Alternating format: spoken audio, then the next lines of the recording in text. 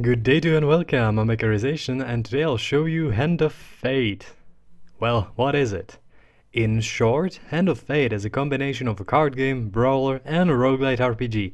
It was released on the 17th February of 2015 and it's a really good game and interesting game, which still has some issues. And now for the longer version.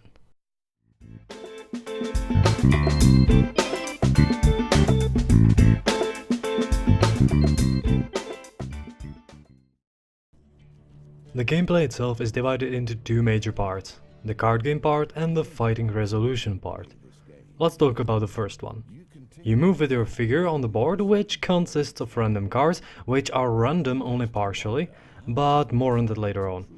With each step you lose by default 1 food, and once you run out of food you gain a penalty of 10 hit points per move, which might be severe sometimes. You have to manage 3 main resources and 2 additional ones, health, food and gold, and the additional ones are equipment and blessings or curses. After you step on a card, this card is revealed and you have to interact with it in some way. There are 3 most common types of card effects. Simple talk with its pros and cons, the game of chance where you need to choose one of 4 cards with success or failure states, and a combat, which shifts you to the brawling phase. The majority of cards have one of these effects or their combination. When you fail, you usually draw pain cards, which can destroy your food, lower your health, and so on and so on. And when you succeed, you get gain cards, which give you extra food, gold, health, or allow you to draw some of your equipment cards. And in some cases, you can get a token, which unlocks more cards when you finish the round or die. Now to the brawling phase. It's an Arkham style combat, which means that you run around, get combo points, stun, hit, counter and jump away. It does not have the quality of Shadow of Mordor or Batman games, but it's still pretty satisfying. The main problem of the combat system is the lock-on system in combination with camera work and a lot of enemies.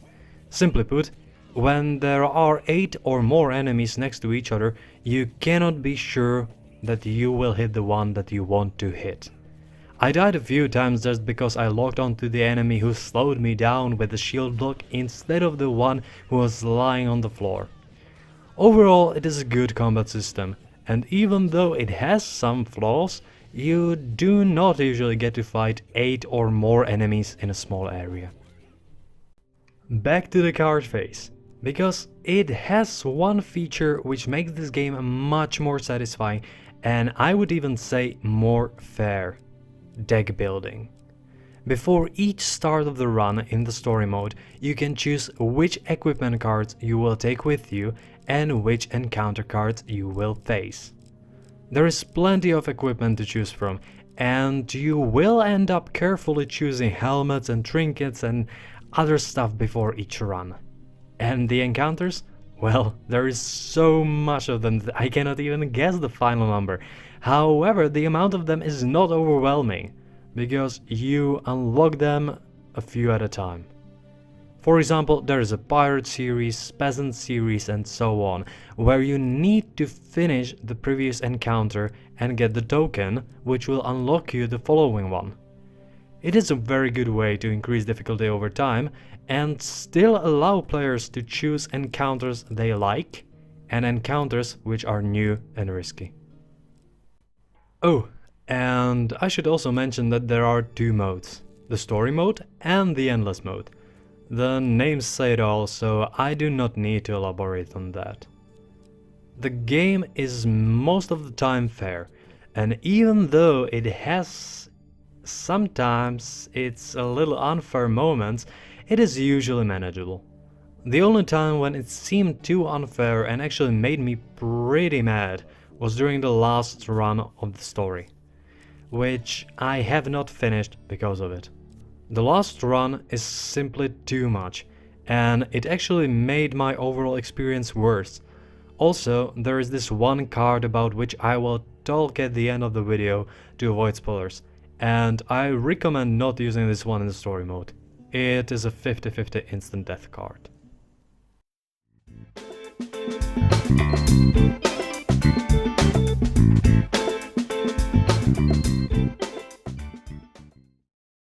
It is a simplistic game in terms of UI, which is really good. Everything is very intuitive and simple to understand. It is true that I sometimes had some minor issues with mouse, but once I learned to use tab key as back and enter key as OK, then I had no more issues. Yet I still think that the mouse issues should be resolved. Let's show you the inventory.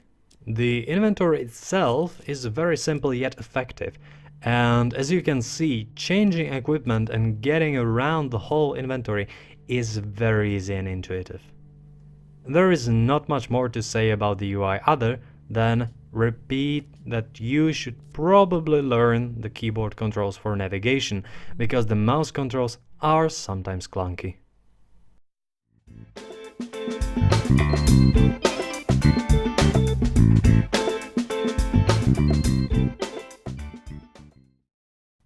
Well, there is no real story in the game, and yet there is. It is a roguelite, and that means that even though the story which is being told to you is basic, the story that you yourself create adds so much to the experience. You know that this is a weird place and that you play for your life with the fortune teller in front of you, yet that is probably just a metaphor for the real life. Because he very often acts like your friend, but wants terrible things to happen to you at the same time. Just like life. And as in life, even in here, you are the one who creates the true story behind.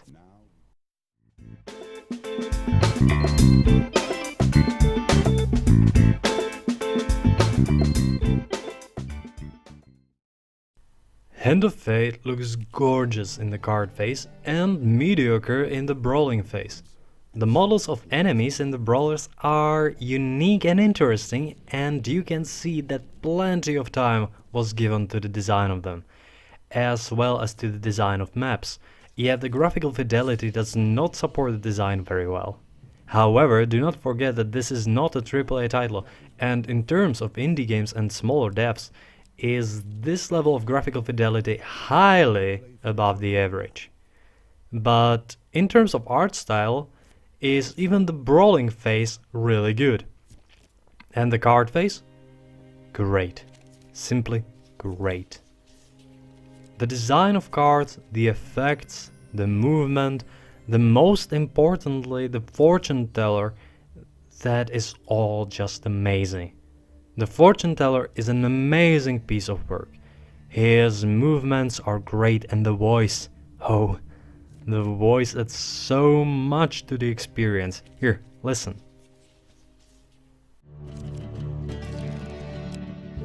Think about the way we play this game.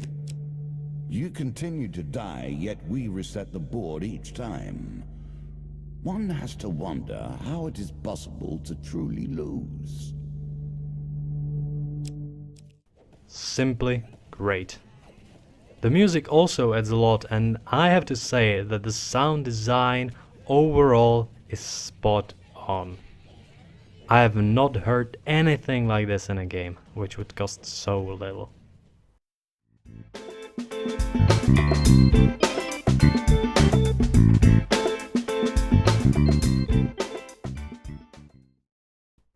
You can buy Hand of Fate for 22.99 euros or your original equivalent on Steam, and for 14.99 euros or your original equivalent on GOG.com and Humble Store.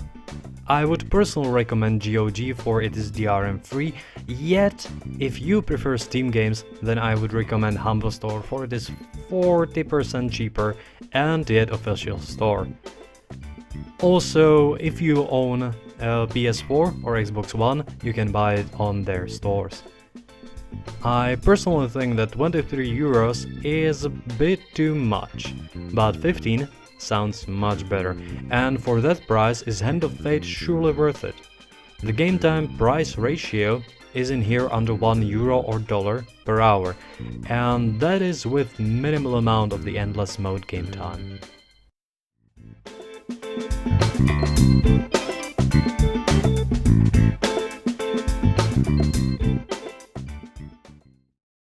End of Fate is for me personally the best game of this year so far, but do not forget that it is only the beginning of March. It has amazing aesthetics, compelling gameplay, and very good story mode and the endless mode. The game has only two big flaws. The last level of the story mode is, in my opinion, too unfair, and the lock-on combat issues with more enemies are present.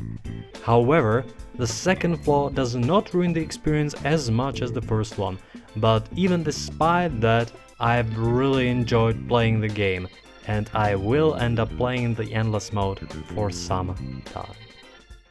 Beware of the curse of Davy Jones. It is a 50-50 instant death card, and that is not something you would like to meet just before the boss. Trust me. It's just annoying. Thank you for watching. I hope that you enjoyed the video, and if you did, don't forget to like it. Also, you can like my page on Facebook, follow me on Twitter, or right away subscribe to get notifications about new content on this channel. Well, and now, once again, thank you for watching, and see you next time.